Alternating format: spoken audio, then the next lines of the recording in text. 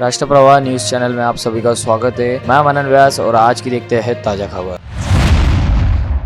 Badnera railway station क्षेत्र में हुई महिला की हत्या के मामले में पुलिस आखिर सच्चाई तक पहुंच गई है, जिसमें जांच में चौंकाने वाली जानकारी सामने आई है। अपनी पत्नी को नए परिचित के साथ आपत्तिजनक स्थिति में देखकर उसके पति ने गुस्से में उसके सिर पर ईंट से वार करके उसकी हत्या कर दी। पुलिस ने आरोपी को मध्य प्रदेश स्थित उसके गांव से गिरफ्तार कर लिया है। उसने हत्या की बात कबूल कर ली है। आरोपी 35 वर्षीय मध्य प्रदेश के जिला मंडला ग्राम ओहनी निवासी लक्ष्मण मान सिंह मडावी है। इस मामले में पुलिस ने पहले संदिग्ध आरोपी शेखर उर्फ चंद्रशेखर चिंचोलकर को गिरफ्तार किया था। मंगलवार 15 अक्टूबर की सुबह बडनेरा रेलवे स्टेशन की पुरानी बस्ती के पास पानी की टंकी के पास एक महिला का शव मिला। मृत महिला की पोस्टमार्टम रिपोर्ट में बताया है कि उसकी मौत सिर पे चोट लगने के कारण हुई है, जिससे यह स्पष्ट हो गया कि महिला की हत्या की गई थी। पुलिस आखिरकार हत्याकांड का खुलासा करने में कामयाब रही। आरोपी लक्ष्मण मडावी की पत्नी भगवती के साथ काम की तलाश में बडनेरा रेलवे स्टेशन आया था। बडनेरा क्षेत्र में रोजगार पाने के लिए पति पत्नी ने प्रयास शुरू कर दिए थे। उसी दौरान उनकी जान पहचान शेखर चिंचोलकर से हुई थी। उसने मडावी दंपति को आश्वासन दिया कि वह उन दोनों को नौकरी दिला देगा। रात होने पर शेखर ने उन दोनों से अपने घर पर रुकने का आग्रह किया, लेकिन लक्ष्मण मडावी नहीं माना और वह अपनी पत्नी के साथ बडनेरा रेलवे स्टेशन पार्किंग के पास पहुंच गया। शेखर भी वहां आ गया। लक्ष्मण की पत्नी ने शेखर को शराब लाने के लिए पैसे दिए। इसी बीच लक्ष्मण ने गोंदिया जाने के लिए दोनों का टिकट बुक करा लिया। शेखर के शराब लाने के बाद तीनों ने गाड़ी के पास पानी की टंकी के नीचे शराब पी। तीनों एक ही जगह सोए। देर रात जब आरोपी लक्ष्मण की नींद खुली तो उसने अपनी पत्नी और शेखर को आपत्तिजनक स्थिति में पाया। फिर पति पत्नी और लक्ष्मण के बीच झगड़ा हो गया। उसमें लक्ष्मण ने अपनी पत्नी को पीटा, पेट पर वार किया, ईंट से वार किया। इसी बीच शेखर भाग गया। लक्ष्मण अपनी पत्नी को घायल अवस्था में छोड़कर वहीं सो गया। सुबह उठने पर उसने अपनी पत्नी को मृत पाया। उसने उसके शरीर पर कंबल डाला और रेलवे स्टेशन पहुंच गया। गोंदिया ट्रक ट्रेन से और फिर वापस अपने गृहनगर पहुंच गया। पुलिस ने लक्ष्मण को उसके गांव से गिरफ्तार कर लिया है। बडनेरा रेल्वे स्टेशन जवळ जो एका महिलेचा मृत्यू झाला होता आणि डेड बॉडी जी सापडली होती, त्या महिलेची आता ओळख पटलेली आहे आणि आमच्या क्राईम ब्रँचच्या टीमनी आणि बडनेराच्या टीमनी अत्यंत मेहनत घेऊन या मर्डरच्या जो झाला होता त्याच्या उघडकीस आणलेला आहे।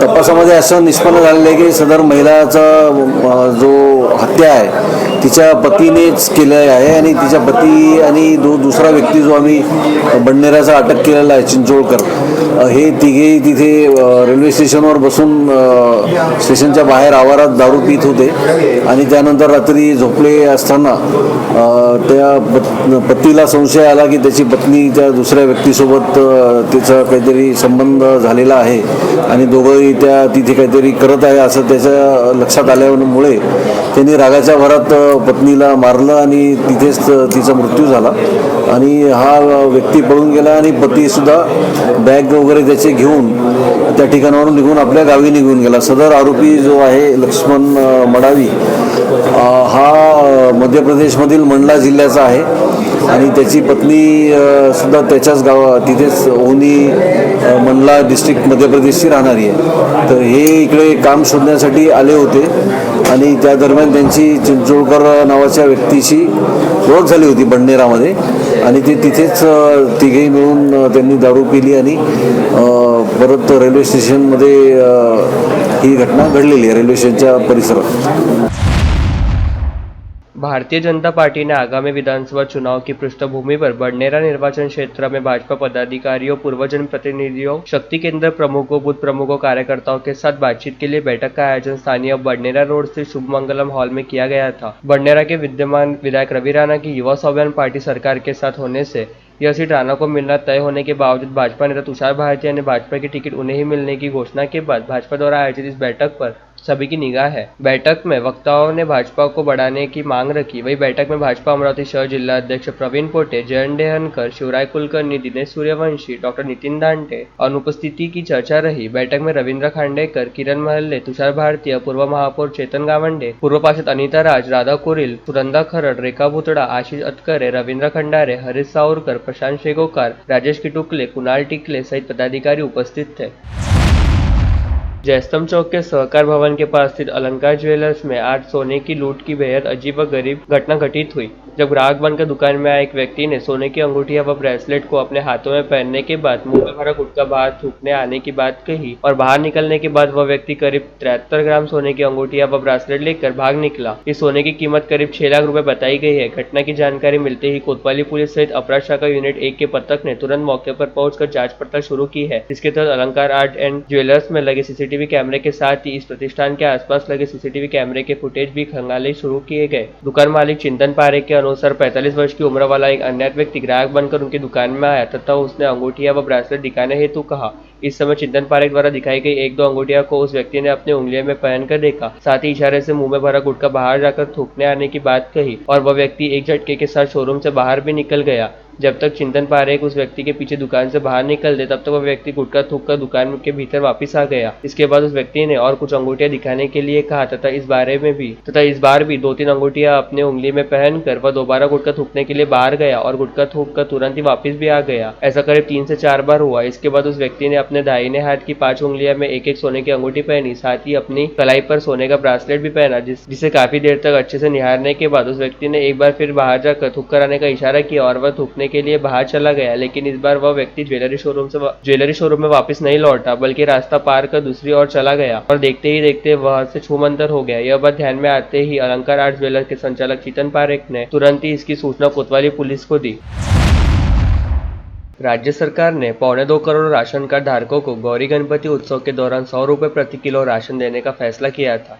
इसमें 4 वस्तुएं अर्थात चीनी, सूजी, चना दाल और तेल शामिल है। लेकिन विधानसभा चुनाव की आचार संहिता लागू होने के बाद यह राशन वितरण बंद हो गया। जिस थैले में यह सामान एक साथ बांटा जाता है उस पर सरकार की तस्वीरें लगी होने से दिक्कत हो रही थी, लेकिन प्रशासन ने अब बिना थैले की ही राशन बांटने का फैसला किया है। राज्य सरकार ने त्योहारों और उत्सवों के दौरान आवश्यक सामग्री को राशन की दुकानों के माध्यम से खुदरा दरों पर कमजोर वर्गों और आम नागरिकों को वितरित करने की नीति अपनाई थी। सरकार ने त्योहारी सीजन में सामान्य परिवारों के राशन कार्ड धारकों को 100 रुपए का आनंद का राशन देने का फैसला किया था। अमरावती जिले में आनंद का राशन देर से मिलने के कारण गणेश उत्सव के दौरान इसका पूर्ण वितरण नहीं हो सका। जिले में कुल 5,27,342 सेट वितरित करने की योजना थी, जिसमें से सितंबर माह में मात्र 27,227 सेट का वितरण किया जा सका, जबकि अक्टूबर माह में अब तक 2,90,516 सेट का वितरण अब तक किया जा चुका है, यानी कुल 3,17,743 सेट राशन कार्ड धारकों को बांटने जा चुके हैं। अब सवाल यह खड़ा हुआ है कि शेष 2,09,599 सेट का वितरण कैसे किया जाए। चीनी, सूजी, चना दाल और तेल की थैलियां पर किसी भी राजनीतिक दल के नेता की तस्वीर नहीं होती तो इससे वितरण कोई दिक्कत नहीं थी। इसलिए प्रशासन ने आचार संहिता के दौरान ये बैग न देकर सिर्फ सामान बांटने का निर्णय लिया है। राशन कार्ड धारकों को ये सामान खरीदते समय घर से थैला लाने का हिदायत दी जा रही है।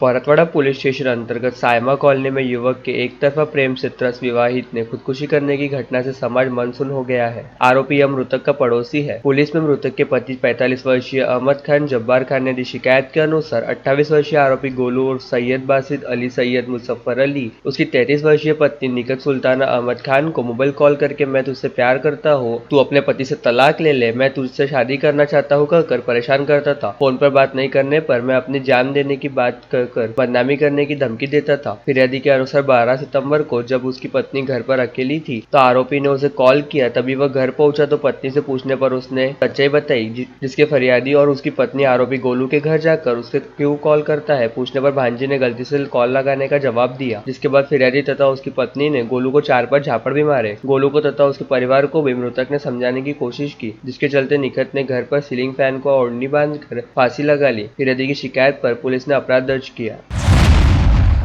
अमरावती शहर के विकास को और अधिक मजबूती, गति और नई दिशा देने के लिए एक दूरदर्शिता और योजनाबद्ध कार्यक्रम के साथ लोगों का आशीर्वाद लेने के विधायक सुलभाताई खोड़के ने शुरू की जनसंवाद यात्रा को व्यापक प्रतिसाद मिल रहा है। कल 17 अक्टूबर को नवसारी वार्ड में यशोमंगल लेआउट, शिवापन कॉलोनी, विद्युत नगर, उज्जवल कॉलोनी, रेखा कॉलोनी, समृद्धि कॉलोनी, जलपूर्ति कॉलोनी, श्रमफल्या कॉलोनी, विलास कॉलोनी, हरिओम कॉलोनी, नारायण नगर, विठलवाड़ी, शिवरसिक नगर, आनंद विहार आदि से आशीर्वाद यात्रा निकाली गई। इस जन आशीर्वाद यात्रा के माध्यम से सुलभा खोड़के ने स्थानीय निवासियों के घर घर जाकर सीधे संपर्क कर उनका आशीर्वाद प्राप्त किया। स्थानीय नागरिकों ने भी अमरावती के विकास के लिए विधायक सुलभा खोड़के को जिताने और समाज के हर तबके को न्याय देकर विकास की अवधारणा को अंतिम छोर तक पहुंचाने का संकल्प व्यक्त किया। अमरावती शहर जिला कांग्रेस कमेटी ने विधानसभा चुनाव का बिगुल फूंकते ही राज्य की महायुति सरकार पर भारी भ्रष्टाचार का आरोप लगाकर गद्दारांचा पंचनामा जारी किया। कांग्रेस भवन में आयोजित प्रेस वार्ता में कांग्रेस ने महायुति सरकार पर तीखा हमला करते हुए कहा कि जो अंग्रेजों को नहीं जमा उनके वारिसों ने कर दिखाया। प्रेस वार्ता को जिलाध्यक्ष बबलू देशमुख, शहराध्यक्ष बबलू शेखावत, पूर्व विधायक सुनील देशमुख, पूर्व महापौर विलास इंगोले, मिलिंद चिमोटे, जयश्री वानखड़े, जीतू बाग आदि उपस्थित थे। महायुति सरकार के घोटाले को लिस्ट जारी कर नाना प्रकार के आरोप लगाए। अधिकारियों की बदली से लेकर नौकर भर्ती तक में भ्रष्टाचार करने का आरोप कांग्रेस ने लगाया है। कांग्रेस ने जारी पुस्तिका में युति शासनालय में गैस सिलेंडर 95%, पेट्रोल 46%, डीजल 61%, खाने के तेल के दाम दुगने, नमक 110% रेट बढ़े होकर रेट कार्ड भी कांग्रेस ने जारी किया है। आमदार खरीदी के लिए 50 करोड़, नगर सेवक के लिए 1 करोड़, वरिष्ठ अधिकारी बदली के 1 करोड़, सिविल सर्जनी बदली के 25 लाख, एक्साइज निरीक्षक परीक्षा का पर्चा 15 लाख, पटवारी का पर्चा 15 लाख, कनिष्ठ अभियंता पद 10 लाख और डगट सरकारी नौकरी 7 लाख रेट रहने का आरोप कांग्रेस ने किया है। 5 करोड़ नौकरियों का आश्वासन देने के बावजूद 2 लाख पद भरने में भी सरकार असफल रहने का दावा कांग्रेसियों ने किया। जिले के सभी विधानसभा क्षेत्रों में चुनाव के दौरान जब्त नकदी या कीमती सामान के संबंध में नागरिकों की बात सुनने और उचित निर्णय लेने के लिए मुख्य कार्यकारी अधिकारी संजीता मोहपात्र की अध्यक्षता में शिकायत समिति का गठन किया गया है। आयोग ने शांतिपूर्ण, भयमुक्त और पारदर्शी तरीके से चुनाव कराने के लिए एक आदर्श आचार संहिता तैयार की है। चुनाव अवधि के दौरान चुनाव रिटर्निंग अधिकारी द्वारा नियुक्त टीम द्वारा संदिग्ध नकदी और कीमती सामान जब्त कर लिया जाता है। कोई भी पैसा या कीमती सामान बिना किसी प्रथम सूचना रिपोर्ट शिकायत के कोषागार मालखाने में रखा जाता है। इसलिए आयोग ने जिला स्तर पर जिला शिकायत समिति का गठन करने के निर्देश दिए हैं। उक्त समिति के सदस्य सचिव, नोडल अधिकारी, व्यय नियंत्रण दल, सहायक संचालक विजय देशमुख है। वरिष्ठ कोष अधिकारी शिल्पा राजेंद्र पवार समिति के सदस्य है। उक्त समिति जनता की शिकायतें सुनेंगी और भारत निर्वाचन आयोग की प्रक्रियाओं के अनुसार निर्णय लेंगी। जिला निर्वाचन अधिकारी एवं कलेक्टर सौरभ कटियार ने अपील की है कि नागरिक अपनी शिकायतें समिति के समक्ष प्रस्तुत करें। और लेटेस्ट न्यूज़ देखने के लिए राष्ट्रप्रभा चैनल को लाइक और सब्सक्राइब कीजिए।